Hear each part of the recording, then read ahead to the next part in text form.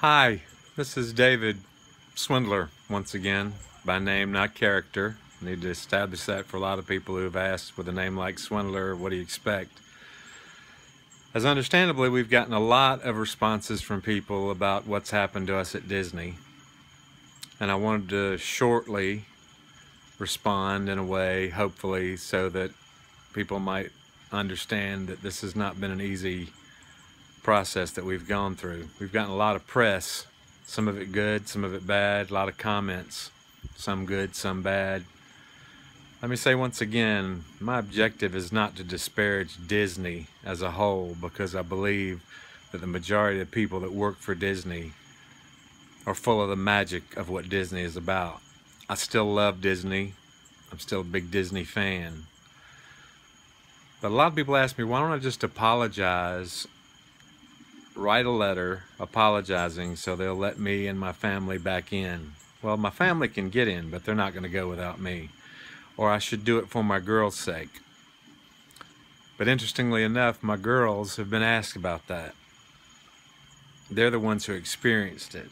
They're the ones who got shocked and traumatized in the middle of the night. And my oldest said, no, I want my dad to fight this. My wife says she wants me to fight it.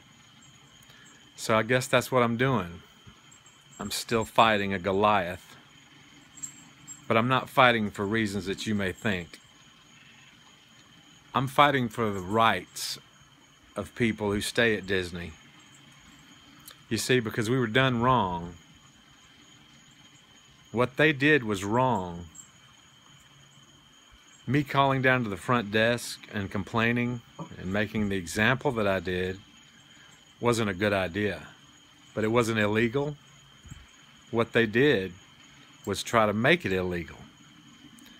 Not to mention the fact that they had 3 opportunities, because after I made that phone call, I went downstairs to the shop, back up to my room, back downstairs again, and then back downstairs again. They had 3 opportunities, the security detail, to stop me and ask just a simple question, or to come up and knock on our door and ask, is this right? But what had happened apparently was the person at the front desk lied and said that I said I made a meth lab in my room. Now, just ask yourself, what fool would make a statement like that? It may have been foolish for me to say I could have built a meth lab. It's taken me 2 weeks to figure out where that came from. When we came back in the room and smelled that smell, I said to my wife, maybe it was a methane burp or something that came out of the toilet, where gas builds up sometimes and you'll hear your toilet bubble and there'll be a stink for a little bit. So in my mind, apparently methane was in there. Apparently that's what happened. I said meth, it was on my mind, and that's where that came from. I've never even watched the program, which a lot of people have alluded to, Breaking Bad. So I'm not a meth dealer. I'm not a drug addict. I've never been one.